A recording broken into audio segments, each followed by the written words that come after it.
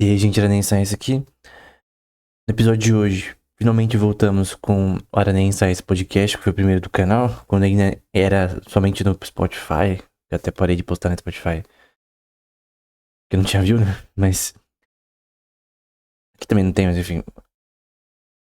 E eu vou voltar com um tema associado ao curso que eu dei no canal recentemente, que é de Inteligência Artificial Geral, que já terminou, né? Eu não pretendo voltar tão cedo com ele. Tô no futuro pensando em fazer um sobre robótica, né? Um curso sobre robótica, eu já tenho um livro já base, tem 2.000 páginas. Eu vou pegar as partes principais e explicar, e também pegar artigos de outros temas. Vou fazer um pouco de robótica cognitiva no curso de inteligência artificial, né? Naquele curso que tem 16 horas do canal. Do canal você tem o curso de 16 horas, tem um curso de inteligência artificial nos games, que tem mais ou menos umas 5 horas, talvez, ou mais. E o de inteligência artificial geral. Então, bom, deixa eu pegar aqui. Se eu pegar aqui, 1 hora, 3. Umas 6 horas, vai. Dá pra ver. São 6 horas do de inteligência artificial nos games, 16 mais ou menos do inteligência artificial, também introdução, né? Então, são 16, mas provavelmente 6, né? Não tô fazendo a conta aqui, mas provavelmente são 6 horas, 22, mais os de inteligência artificial geral, que tem bastante também. Não sei se dá uma... As primeiras aulas já dão umas 6 horas, né? Enfim. Então tem mais de 30 horas aí de aula de inteligência artificial. Eu vou resumir tudo nesse episódio. Não vai ser menor, obviamente. Eu vou deixar os artigos do curso de inteligência artificial geral na descrição. E eu vou tentar sumarizar tudo e tentar falar o futuro. Então, primeiro, a primeira aula do curso de inteligência artificial geral foi sobre o No Free Lunch Theorem, que é um tema que também tem a ver com economia e outros temas que... Esse teorema do lanche não grátis tem aplicado em vários contextos, né? Quando aplicado para algoritmos, né, é normalmente associado a algoritmos de optimização. Para quem não sabe, inteligência artificial é basicamente algoritmos de optimização de erros. Corrigir erros, atualizar erros, é isso que gradient descent faz, por exemplo, descida de gradiente. E qual que é o ponto do teorema não grátis, né, na IA, né, na machine learning, né? É no aprendizado de máquina, né? Porque são termos antigos, né? Ainda são usados mais ou menos. No caso, você ter uma lower bound associada a aprendizado por inteligência artificial. O que é lower bound em programação? É basicamente o mínimo de capacidade computacional que você precisa para rodar alguma coisa. Então, por exemplo, você quer rodar GTA 5 ou 6 que vai lançar no Ultra, no PC Windows XP, vamos supor que fosse compatível, Windows XP Celeron não vai rodar, cara. Sabe por que não vai rodar? Porque vamos supor que todos os problemas de compatibilidade fossem resolvidos. Não ia rodar porque você tem um problema de capacidade computacional. E você tem uma coisa chamada limite de Landauer, que é o mínimo de dissipação de energia necessária para gerar computação. Então você precisa de um mínimo, acho que é 2 log, 2K B, que é a constante de Boltzmann, log 2, uma coisa assim. Então, é constante para gases, né, de Boltzmann. Você tem um mínimo de dissipação de energia, e o logaritmo disso ao longo do tempo, de que é dissipada essa energia e é a mínima necessária para qualquer computação. Mas tem outras formas de computação quântica e neuromórfica, que alguém pode dizer que tem computação reversível, em que você pode ter mais eficiência computacional abaixo do limite de Landauer, mas mesmo assim você tem uma lower bound. Sempre você vai ter que dissipar um nível de energia. Né? Então, por mais que computação quântica seja reversível, reversível significa que eu posso fazer operações para trás e para frente. Como no DNA, né? O Bennett, Charles Bennett, ele escreveu um paper nos anos 80 para 90 sobre isso daí, né? Sobre reversibilidade computacional na computação quântica e que se alguém dissesse, não, mas isso não funciona porque é impossível na natureza que isso aconteça. Aí o Bennett falou, não, isso acontece no DNA. Na síntese do DNA, você tem formas de computação reversível, né? Até o Central Dogma of Biology, né? Que é o dogma central da biologia era normalmente que você tem a síntese de aminoácidos para proteínas, e aí você tem os 20 aminoácidos que formam isso daí. Na verdade, nucleotídeos, né? Nucleotídeos, aminoácidos, que formam as proteínas. Aí você tem reações catalácticas metabólicas, né? Que permitem que essa proteína seja feita. Mas até a forma da sintetização da proteína, você tem toda uma forma de transcrição, RNA mensageiro, tRNA, que é o transportador. Você tem várias formas de computação. Por sinal, o DNA é uma máquina de Turing, né? E DNA Computing, né? Tem um paper do Edelman nos anos 90, né? Edelman, que é um matemático muito conhecido. Ele também participou da criação de uma criptografia muito famosa chamada RSA. Ele escreveu um paper nos anos 90, 94 mais ou menos, mostrando que de fato é uma máquina de Turing, o DNA. Ele fez um cursinho ali de DNA no sabático dele. Sabático é tipo umas férias que professor de faculdade estrangeira tira, né? Aí ele foi pra um laboratório lá dos caras de biologia, né? Aí ele aprendeu bastante coisa e ele viu, nossa, cara, essas moléculas aqui basicamente funcionam muito de forma similar a uma máquina de Turing. Então, pra quem estuda biologia e acha que não tem nada a ver com computação, você tem muito a aprender. A biologia teórica tem muito a ver com computação, né? Toda a síntese do DNA, a formação aí de proteínas, coisa do tipo, tem a ver com isso. Mas o que eu tava falando do Central Dogma é que você tem essa relação de síntese de proteínas que vem da relação cromossômica e DNA do ser humano, do ser vivo, né, do animal e tal, da planta. Só que era de um lado para o outro. Só que posteriormente foi visto que essa relação ocorre também ao contrário. O fenótipo que é prescrito pela relação proteica também. O fenótipo, por exemplo, uva com semente. A semente é um fenótipo. É algo que você vê, só que tem uma causa genética, né, na planta. Se você muda uma relação proteica na uva, tu consegue uma uva sem semente. Ou resistente a agrotóxicos. Então, por exemplo, tem uma mudança de proteína específica do arroz que você consegue fazer ele ser resistente a um tipo de bactéria. De parasita, sei lá. Então você muda. Hoje tem até o CRISPR-Cas9 pra você fazer isso, né? Você muda propriedades genéticas de um organismo, micro-orgânica, né? Obviamente, pra você gerar um fenótipo diferente. Mas o fenótipo também altera relações do próprio organismo, genéticas. Essa é a questão do Central Dogma, que teve uma mudança num certo momento, né? Tu não tem uma relação só de mitocôndria ou cromossômica pra fenótipo, né? Você tem uma relação contrária também, de um lado pro outro. Isso é muito importante. E por que isso é importante nesse contexto? Porque você vê reações reversíveis, né? Então, se tu tem termodinamicamente na natureza, né? Em organismos que podem ser descritos como um sistema computacional de certa forma, do ponto de vista de DNA. Não tô falando de consciência aqui, tá? Tô falando de bioquímica, biologia molecular em si. Você tem computação reversível. E isso demonstrou, na época do Bennett, já de anos 80, que de fato a computação quântica poderia ter aspectos de reversibilidade e por isso seria mais eficiente energeticamente que computação clássica. Ou até que neuromórfica, né? Que eu não vou falar aqui sobre. Então, muito foi falado sobre isso. E essa questão do próprio teorema do Nash grátis é que você tem um lower bound. Mesmo na computação quântica, mesmo com computação reversível, você tem uma lower bound. Você tem o mínimo de dissipação de energia necessária para gerar computações. Esse é um problema também para a teoria do P igual a NP. Porque, dada a lower bound de N algoritmos, é possível que todos possam ser resolvíveis, né, de uma forma eficiente, rápida, né? Então, será que eu vou poder rodar GTA 6 no PC da Xuxa com algoritmo melhor? Porque você tem algoritmos de otimização para jogos, por exemplo, para aplicativos, para eles. Porque o algoritmo que você roda no jogo, você pode fazer ele ficar mais eficiente. Pra rodar em PC pior. Então, você não ter shaders, você não ter coisas do tipo. Mas tem como eu fazer, mesmo com shaders, mesmo com mais polígonos na tela, rodar em PC pior? Tem programas que fazem isso, até com IA hoje em dia.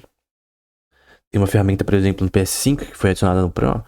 Você tem um sistema de IA que melhora a imagem com um custo computacional menor.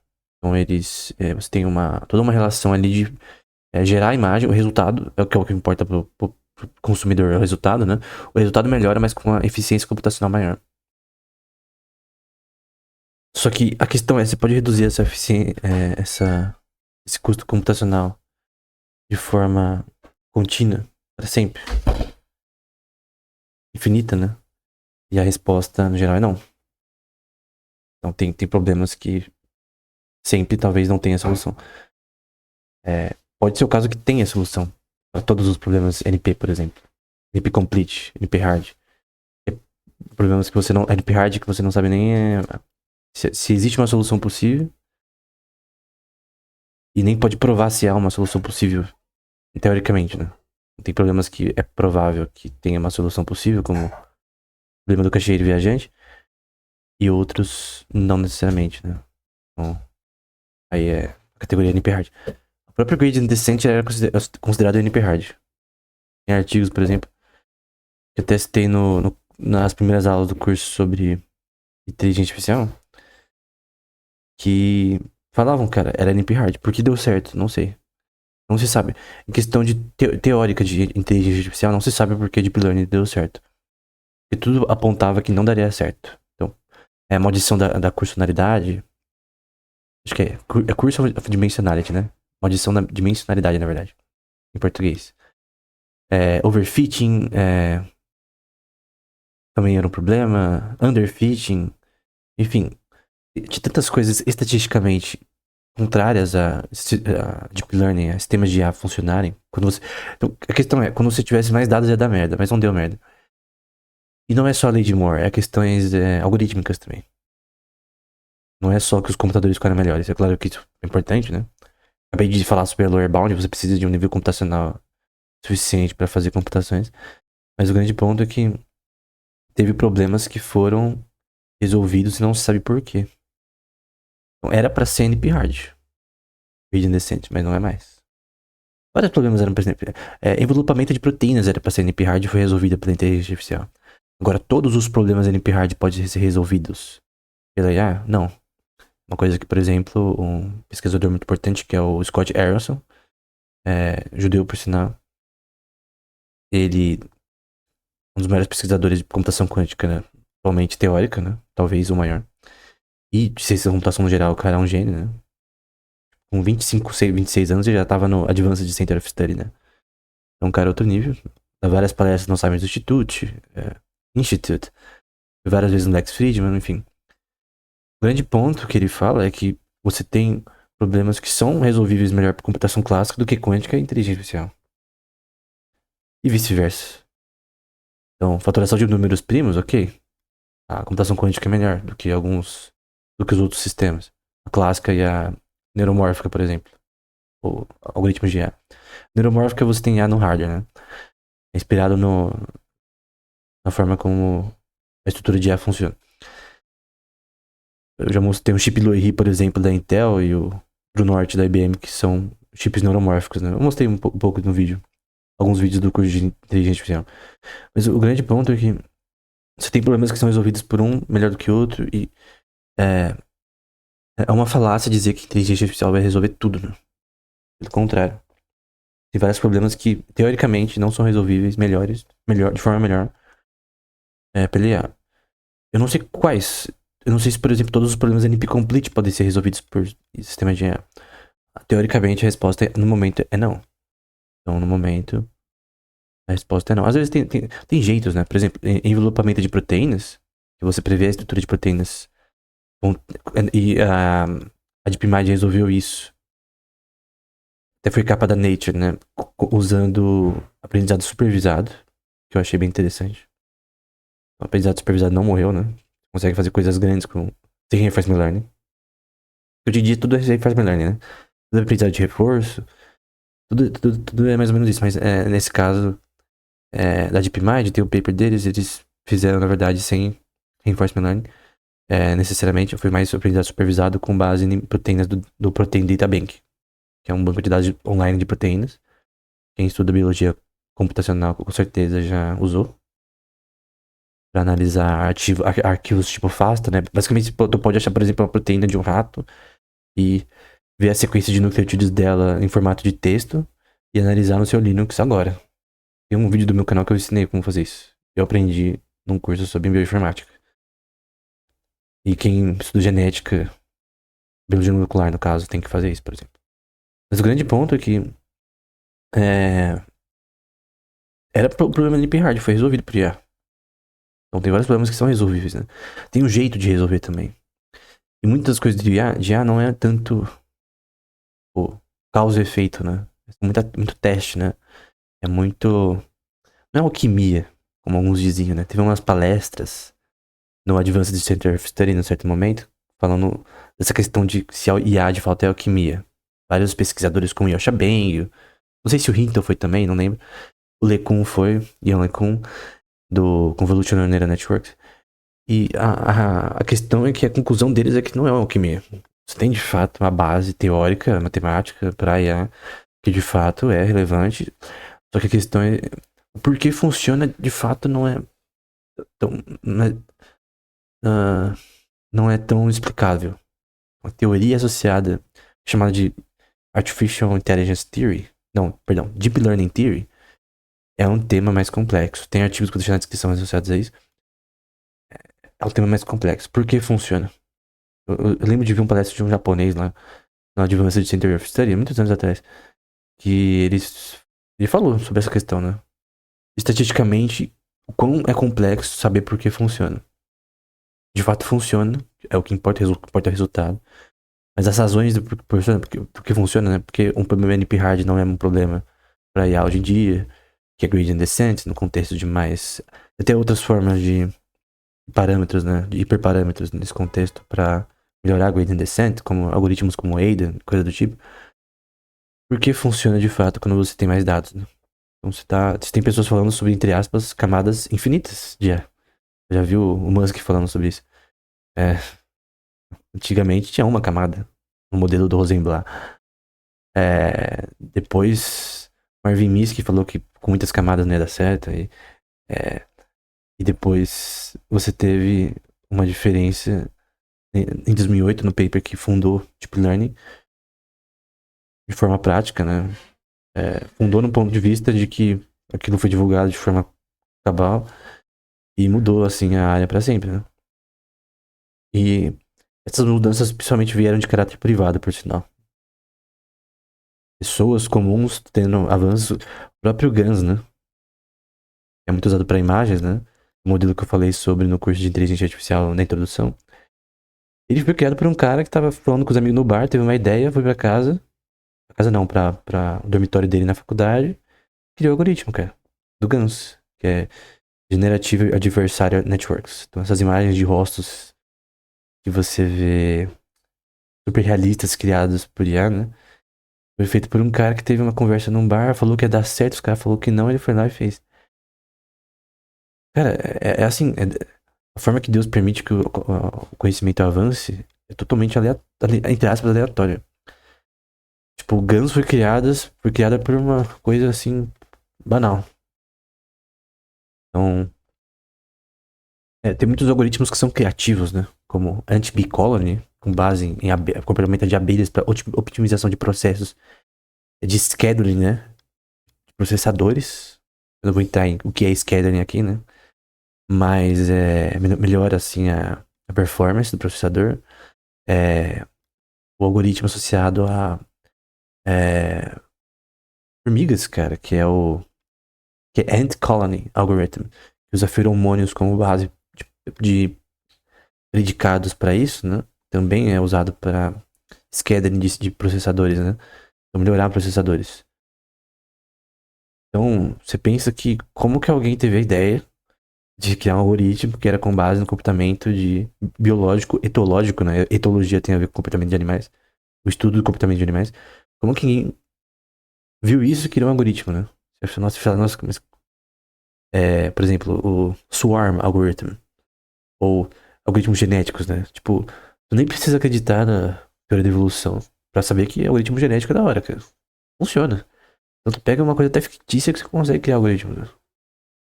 Eu escrevi um blog uma vez sobre. Eu tava vendo um episódio da é, temporada 11 de The Walking Dead. Eu tive a ideia de criar um problema. Tinha associado com zumbis, né? Um problema computacional. Poderia ser resolvido, né? Eu não lembro exatamente o problema de cor, mas tá no blog ali. Cara, foi aleatório, cara. Foi tipo uma ideia, assim, aleatória. E o problema, não o algoritmo, né? Nenhuma solução, só o problema em si. Até porque eu acho que eu não conseguiria resolver. Eu não conseguiria pensar na minha solução. Mas o grande ponto é que ideias vêm do nada, do além. E a inteligência artificial avançou muito, assim. Pessoas tendo ideias, aplicando de forma privada, de forma totalmente aleatória, entre aspas, né? O avanço do conhecimento vem de forma totalmente inesperada, né? Então não é nem questão de injetar dinheiro. Tipo, você pode injetar dinheiro em A quando você quiser. Tem avanços que vão vir de pessoas aleatórias ao redor do mundo e que é, não são atingíveis apenas com capital, né? Então, o inverno da IA, os dois invernos da IA no século passado foram causados por pessoas injetando capital no mercado que não tinha como crescer naquela época. Cara, como você injetava capital em IA antes de ter o paper sobre Backpropagation de 1984? Do Hinton e outros autores, né? Geoffrey Hinton e outros autores. Então não tinha como ter certos avanços em certos estágios da teoria. E esses avanços foram acontecendo de forma, tipo, Reinforcement Learning. O primeiro paper lá sobre Keylane, lá em 1995, por aí. De um autor lá. Esqueci o nome dele. Cara, aleatório, cara. Gradient Descent, você vê. Não lembro o nome do autor. Mas tem um dos primeiros papers, acho que é do Couch. Se não me engano, é do Couch. Lá na França, escrevendo sobre um paper ali de uns 6, 10 páginas sobre descida de gradiente naquela época, né? Que é um termo que já existia na matemática, né? E aí, alguns séculos, não sei, são uns 2 séculos depois, vem o paper do Hinton, Backpropagation with Errors, né? Que fundou aí. Não foi eles que descobriram, tá? 10 anos atrás já tinham descobrido também outras técnicas. Uma técnica parecida. Mas o grande ponto é que eles aplicaram, né? Aplicaram pra inteligência artificial de fato. E é o que iniciou o Gradient Descent como forma de aprendizado de máquina, né? Não é provavelmente a forma que o cérebro aprende, né? Tem até uma entrevista do Hinton falando sobre isso. Mas funciona, né? É um predicado. Você aprende com erros, faz um algoritmo que aprende com erros. E optimiza erros, né? Talvez não seja a forma que o cérebro aprende, mas é um predicado com base. É assim, para criar algoritmos, você precisa de predicados, pressupostos, você cria regras lógicas através disso, depois você cria funções ideais, que são a parte matemática. Primeiro predicados, pressupostos e regras, né? E a lógica por trás delas. As funções ideais, que são os algoritmos, e por fim, aplica os algoritmos na prática, na linguagem de programação. Primeiro você precisa dos pressupostos corretos. E o pressuposto aprender com erros é o mais básico de aprendizado. E é o que é aplicado no fim, e é o pressuposto mais básico de inteligência artificial, né? É aprender com erros. Eu não creio que existe um pressuposto mais claro, né? Tem várias formas de aprender com erros, né? Supervisada, não supervisada, com ajuda ou sem ajuda, né? Que no caso, respectivamente. Semi-supervisada, que é com um pouco de ajuda, né? Vai um pouco para Vygotsky, né? A zona de desenvolvimento próximo, né? A criança precisa de, às vezes, um empurrão no caminho certo para aprender, né? Eu tinha um professor de desenho que era assim, né? Ele te ensinava o começo e você terminava. Ele ensinava como fazia o rosto mais ou menos, aí você se virava. Ele ensinava como apontar um lápis com estilete, depois você se virava. E tem técnicas assim, com pressupostos, né? Então você vem de pressupostos, ideias criativas. Às vezes até na física você tem questões que são criativas. Princípios cosmológicos, por exemplo, do Leonard Susskind, ele mesmo fala numa entrevista com o Lex Fridman que foi uma questão também de criatividade, né? Tu tem umas ideias loucas que você vai testando, ver se funciona, é isso. Tu primeiro tem as ideias e vai formando regras nelas, depois as equações, depois testando pra ver se realmente bate com a física na prática. Então tudo vem assim, né? Tudo vem assim. Tudo vem de ideias que vão sendo desenvolvidas e sendo testadas pra ver se dá certo ou não. E é a mesma coisa. Então você tem Godel Machines na aula 4, por exemplo, do curso, né? Que é associado a máquinas que se corrigem, né? Você tem funções de utilidade na robótica, né? Então, para o ser humano não funciona, mas e pro robô? Um sistema de reinforcement learning que o próprio... Assim, em inteligência artificial geral, o que mais você quer é um sistema que ele se autocorrige, né? Ele cria suas tabelas Q, né? Pra quem fez o curso vai saber o que é. Ele cria novas tabelas Q sozinho. Ele você não precisa do programador mais. Ela vai se... Depois de pronto, ela vai se virando. É o que a aprendizado não supervisado faz. É o que o reinforcement learning é na prática. Então, muito do que a gente vê no jornal de Inteligência Artificial Geral, que é o JAG, né? Journal of Artificial General Intelligence, a maioria dos artigos que estão na descrição são desse jornal acadêmico. Muito associado ao Ben Goertzel e o Pen Wang, né? Escreveram artigos muito bons no tema. Eles são associados a isso, a você tentar criar sistemas que mudam suas tabelas Q por si mesmo, né? O que é uma coisa muito mais complexa do que parece. Muito, muito mais complexa do que parece. Então, tem um paper, por exemplo, que eu falei sobre na aula 5, né? Que é o título da aula é Mensurando a Inteligência de um Robô, que é chamado de Measure of Intelligence, que é um tema associado ao Leg-Hutter, né? Leg-Hutter Intelligence Measure, que, cara, tem a ver com coisas extremamente complexas. Tem a ver com o teorema de Lesbag, por exemplo. Então, sistemas robóticos nesse contexto de inteligência artificial, normalmente, geral também, é normalmente associado a Reinforcement Learning. Então, em resumo, Reinforcement Learning, habilidade de reforço, é inspirado no cérebro como a base orgânica funciona, também conectada com o córtex pré-frontal nessa função aí, e outras áreas, tálamos, enfim. Mas é uma estrutura de recompensas positivas e negativas que o robô recebe em certas ações que ele faz. Então, quando ele faz uma ação correta, né, no ambiente, vamos supor que é segurar um copo, ele ganha pontos. Quando ele derruba o copo que cai no chão, ele perde pontos, e assim sucessivamente. Quando ele anda na rua e cai, por exemplo, ele perde pontos. Quando ele anda com sucesso, atravessa a rua, por exemplo, ele ganha pontos. Você propõe recompensas para certas tasks que o robô faz. Ou um sistema virtual também, um agente virtual. E nesse contexto, tu tem que gerar recompensas cada vez mais maiores e gerar o que chama de função de valor. Que é as recompensas positivas menos as negativas. Você quer o maior valor possível, né? Você quer o mínimo de erros. Você quer sempre optimizar essa função de valor. Porque é muito difícil, cara. É muito complexo. Principalmente porque você tem uma relação de probabilidade nesse contexto. Então, nessa função de valor, você tem uma função de probabilidade. A mensuração do estado atual do sistema. Se pode ser melhorado. Porque você tem que calcular. Ok, eu posso melhorar meu sistema agora? Eu posso... Porque no seu cérebro você faz isso automaticamente. A gente não sabe exatamente como funciona. Mas, tipo, é fácil você falar, mas eu faço facilmente, né? Eu sempre aprendo as coisas. Agora, pra você criar um sistema que faz isso de fato roboticamente, é muito difícil, né? Você olha pra criação de Deus e fala como é complexo, né? O cérebro humano, né? Porque até agora, o que avançou de neurociência é muito fraco em relação ao que é necessário pra criar um sistema robótico cada vez mais baseado em neurociência, né? Então, por incrível que pareça, a neurociência tem muito avançado nesse quesito. E pra mim, os avanços em inteligência artificial geral dependem de avanços em neurociência, né? Neurociência computacional, neurociência matemática, né? Que é matemática neuroscience. Principalmente neurociência. E neurociência matemática. Mas é muito mais complexo do que parece. Neurociência teórica também. Esses temas eles se englobam, né? E normalmente não estão tão associados à inteligência artificial. Se você ir pra um negócio chamado BICAS, né? Que são redes de IA mais inspiradas no biologicamente. Você tem já algoritmos, por exemplo, usando Spike Time Dependent Plasticity, né? Que eu falei no curso de IA também, associado à forma que a plasticidade neural acontece no cérebro, que é um avanço bem interessante.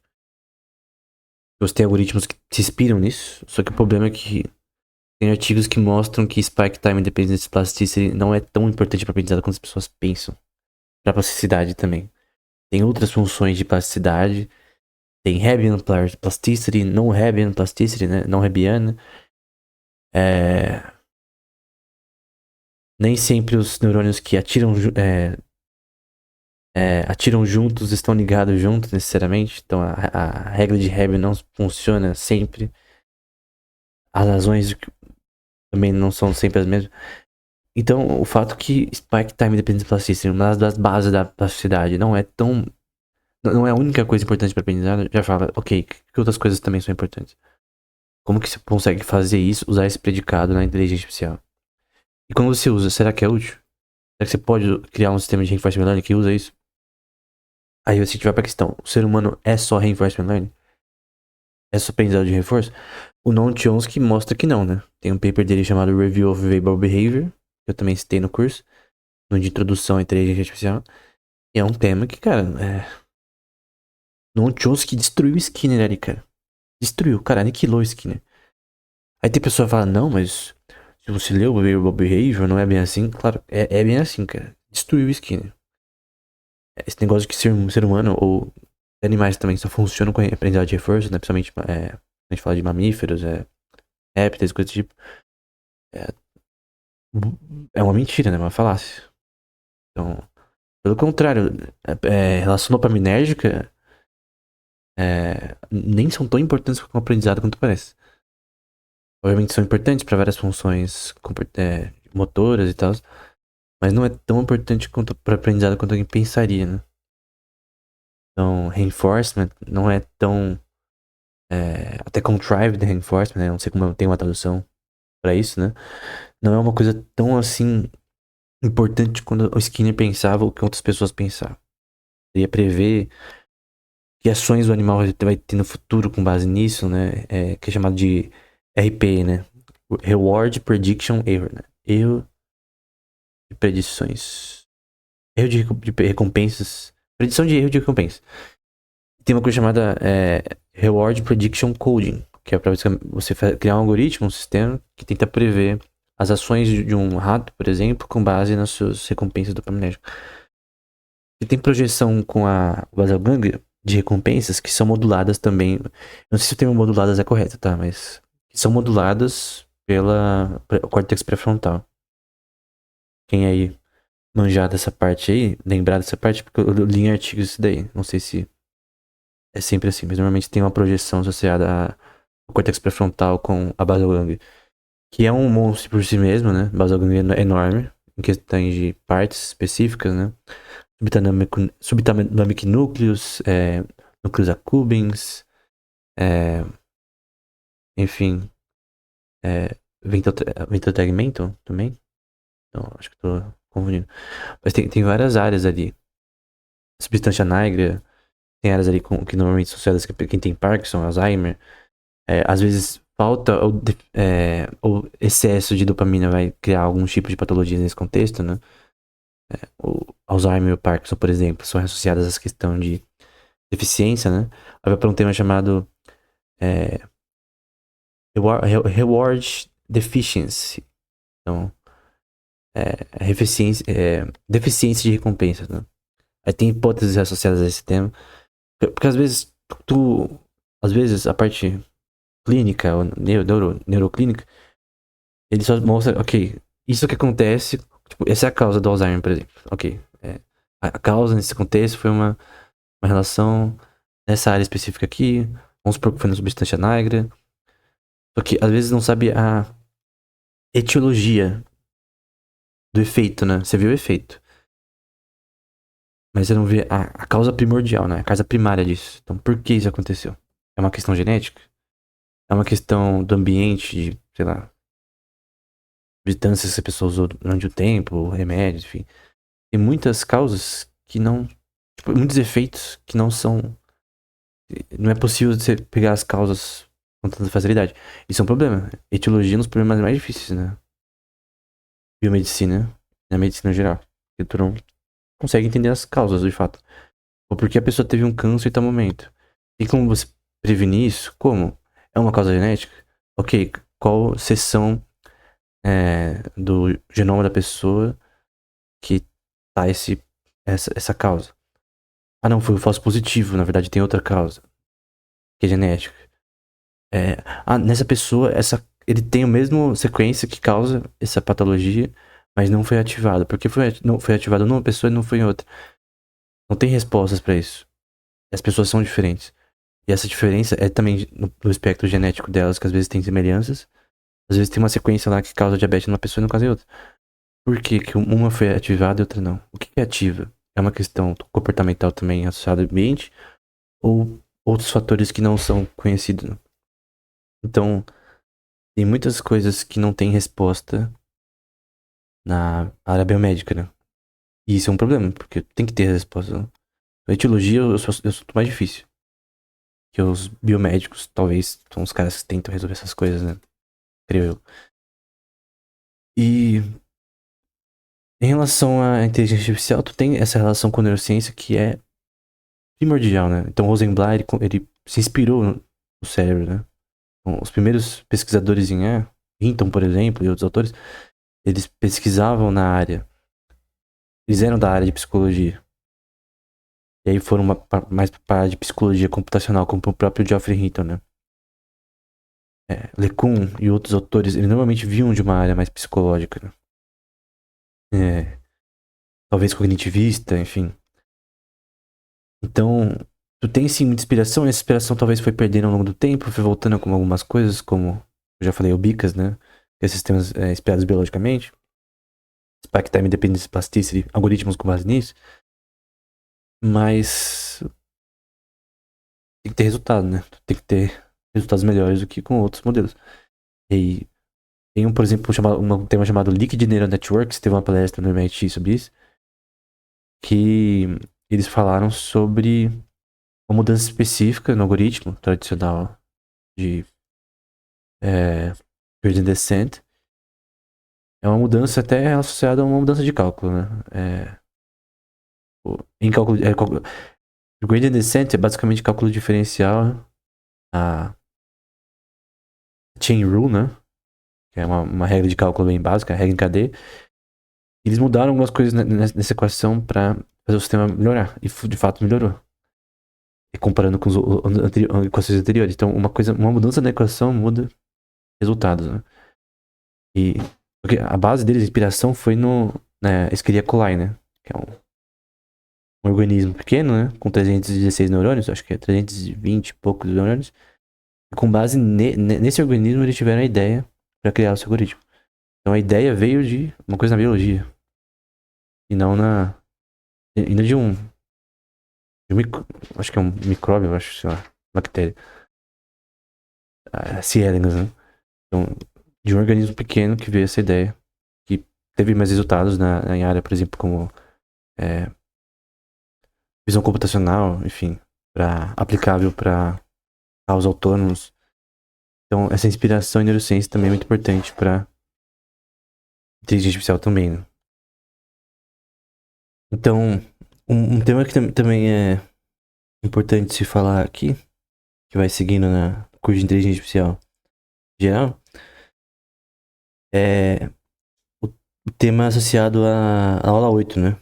Armadilhas arquimedianas. Esse paper, cara, eu tinha lido há um tempo atrás, acho que 2 anos atrás, quando eu escrevi sobre esse tema em Inquisições Ex Natura, que é um dos volumes aí de livros que eu escrevi sobre ciência da computação.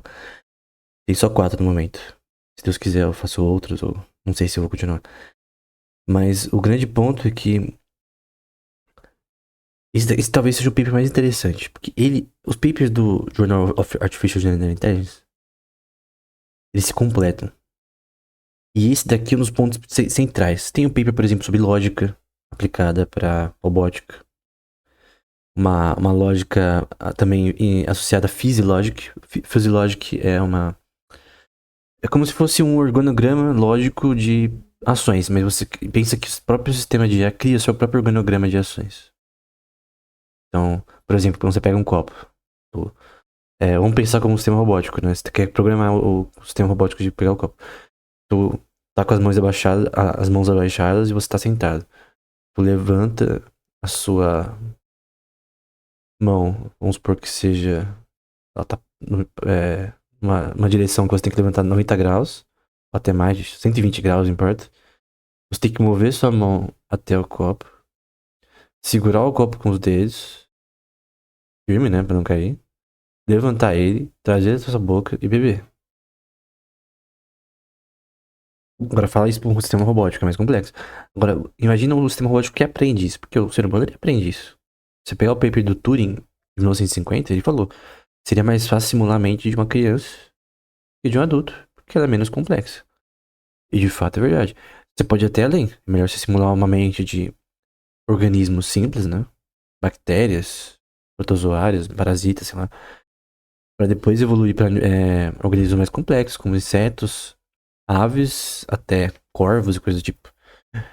E mamíferos, enfim, coisas do tipo.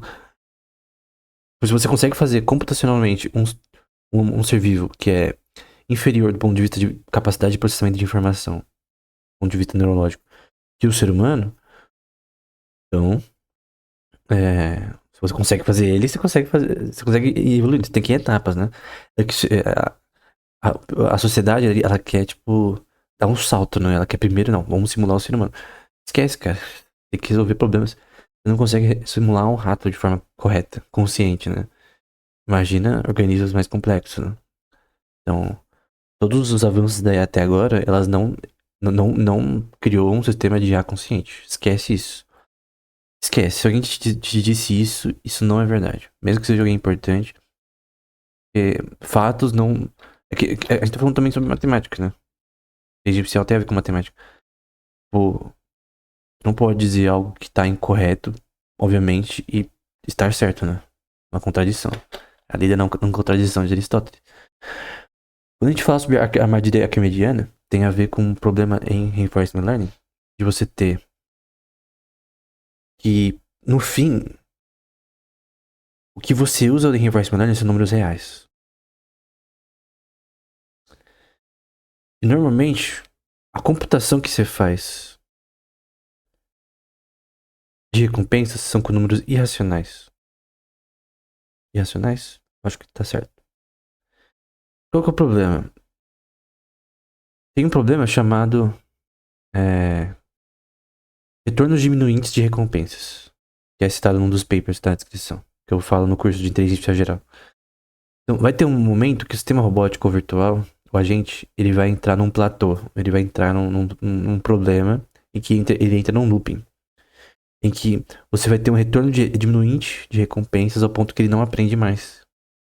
Ele começa até desaprender o que aprendeu. Então, eu citei um exemplo de um looping que ele entrava e não conseguia sair, de esquecer que trancou a porta. Eu tinha esse looping na minha cabeça quando era pequeno. Então, será que eu tranquei? Será que eu tranquei? Que você tá tão acostumado, que seu cérebro tá tão acostumado que você até esquece se você tranca ou não.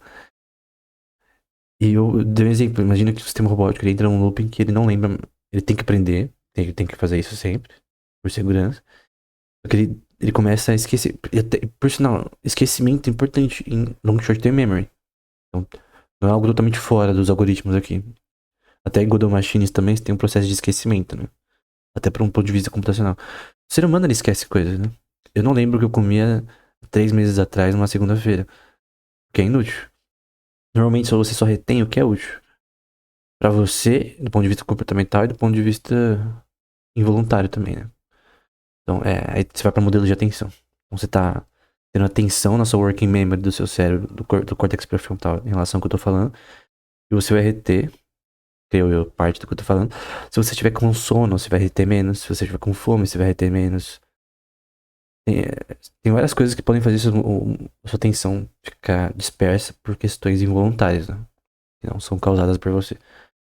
Motivação, às vezes, talvez você não tenha motivação pra ouvir o que eu tô falando.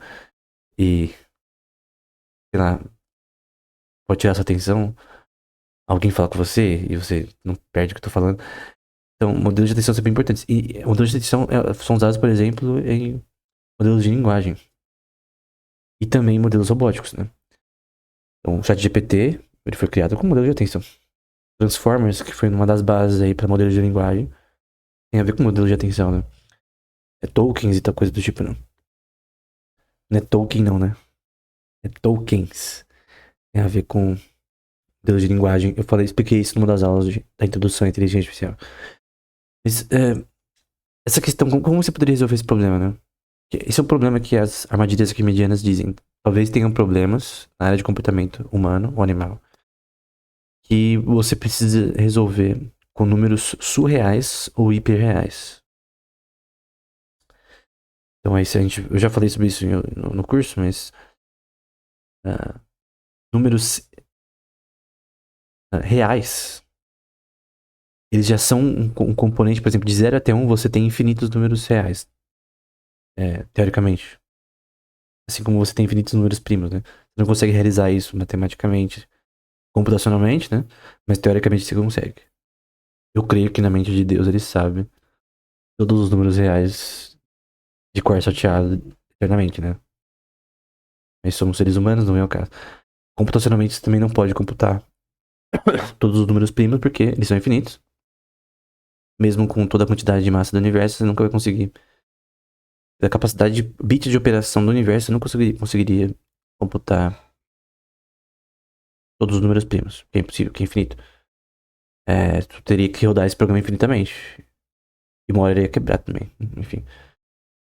Então, só que existem teoricamente. E dentro desses números reais, infinitos dentro de 0 e 1, você tem esse problema que você vai ter um retorno diminuído de recompensas no sistema robótico. Tem que se entender, o resultado final do sistema robótico, do sistema de reinforcement learning, são números reais. Se você usa números reais, computacionalmente, usando o contexto de 0 até 1, que é o que todos os papers do Jag usam no modelo de Lag-Hutter, tem uma função de probabilidade de measure theory, né? De measure. Measure, nesse contexto, é uma relação de medida, que nesse contexto é somente dos números reais, de 0 até 1. E tu quer operar computações nesse contexto. Tu quer operar recompensas nesse contexto. E penalidades somente com esses números reais. Embora no processo você tem números irracionais também, enfim. Tem números naturais também. Na parte de input. Então você tem um input, que é número natural, que transforma para número nas recompensas no número irracional. No fim vira número real. Então se usa números naturais. Mas, normalmente no input. Eu mostrei isso matematicamente no curso. Em alguma das aulas. Na aula 5, por exemplo. E na 13 e 14, com mais detalhes. Que é variantes computacionais de AI-XI. Duas aulas bem importantes também. E no fim, se você tem esse problema de fato, que alguns artigos do Jag levantam, de um platô, né? Um looping, um routing problem da vida, né? Um problema da decisão do sistema robótico, que ele entra num looping e ele não vai conseguir mais aprender. Então nunca se conseguiria estruturar comportamentos arquimedianos, né? No contexto do paper que tá na descrição sobre isso, comportamentos que fogem da linha normal de um sistema usando apenas números reais, né? Então, talvez eu vou estar assim de forma totalmente esdrúxula porque esse tema é muito difícil. Mas de o sistema robótico entender a vermelhidão do vermelho, por exemplo, ou coisas mais associadas a algo que o ser humano entenderia. Teoricamente, tá? O cara pode estar errado nisso. E então, qual que é a teoria? Você deveria usar números surreais para resolver esse problema. A questão é, como que computa números reais? Talvez não tenha como. Na aula 13 e 14, o autor ele vai falar sobre isso. Como que você consegue resolver o problema dessa queda de recompensas usando números reais sem precisar de números surreais. Então, aparentemente, tentando resolver o problema, não necessariamente resolvendo, mas esse paper também é importante, porque ele tenta resolver o problema sem usar números reais. Usar números reais, você tem que entender que números reais estão dentro de números reais. E isso é número pra cacete. É uma árvore de números combinatória brutal e a probabilidade de você computar isso é muito mais complexa.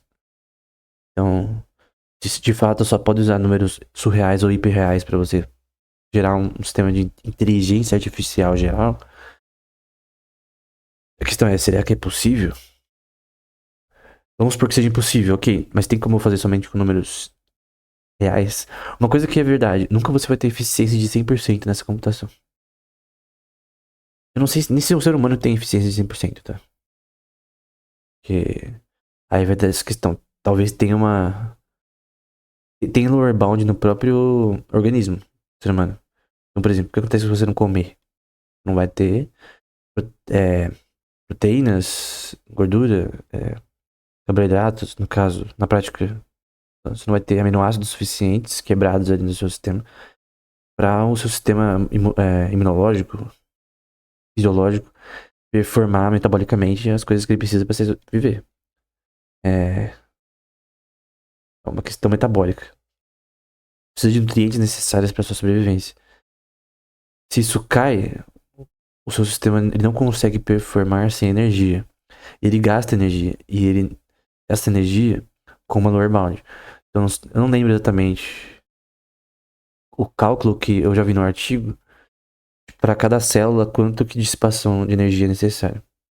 Então, alguém poderia dizer que é o limite de Landauer, alguma coisa menor que o limite de Landauer, porque você tem operações que são de reversíveis, né? Principalmente na síntese de proteínas, na parte do DNA e tal. Você tem computação reversível, então talvez tenha mais, você tem mais eficiente na prática do que uma eficiência, uma computação de Von Neumann, até que computação quântica, né? Eu creio que a biologia ela sempre vai ser computacional, talvez, né? Computacionalmente superior em questão de eficiência a um sistema computacional tradicional, né? Mas o grande ponto é que você tem essa questão de, primeiro, de repente todo o problema tá feito de forma errada. De repente, nem precisa de números reais pra fazer isso. Porque tu tá estruturando toda essa questão em reinforcement learning. Você pode tirar da divisão de Chomsky que reinforcement learning não consegue criar, assim, não explica o comportamento do ser humano no geral. Então tudo isso no fim não vai dar nada em nada, porque você não vai gerar inteligência artificial geral nunca.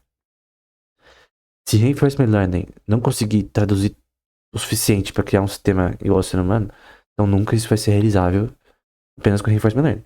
Na minha visão, é impossível só reinforcement learning. O ser humano não é só aprendizado de reforço.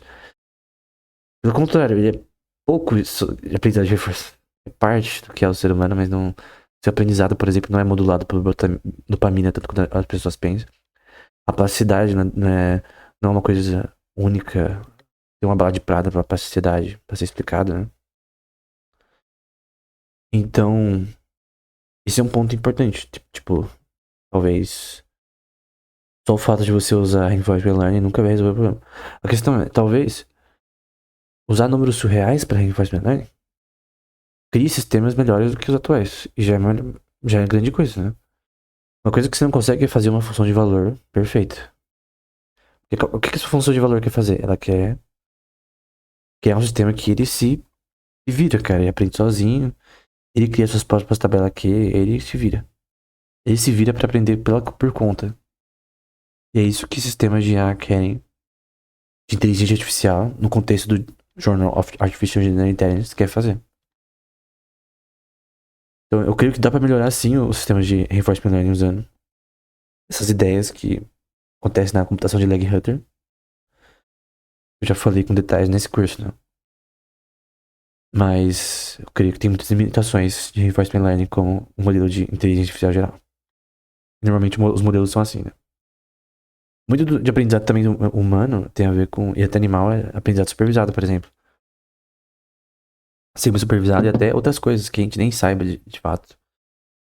Tem tantos algoritmos que podem ser criados nesse contexto que é bem infinito, né? Então,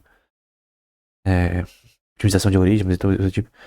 A questão é qual que é o futuro da inteligência artificial, cara? Eu creio que o futuro tá na neurociência, mas também tá sair um pouco de reinforcement learning, tá? Achar outros caminhos com reinforcement learning e outras coisas juntas, né? Então, e também aprendizado supervisado, não supervisado, mas também ter semi-supervisado no caso, né? Mas também ter outras coisas que permitem algo mais parecido com a forma que organismos aprendem. Talvez você não consiga achar o algoritmo. Por isso tem que ter mais avanços em matemática neuroscience, neurociência teórica, neurociência computacional. não é um avanço em si, são vários que são necessários. Avanço em psicologia, sociologia, coisa do tipo. Então todos esses avanços são importantes e eu creio que primordiais para esse tema avançar, né? Então, era isso. Até o próximo episódio.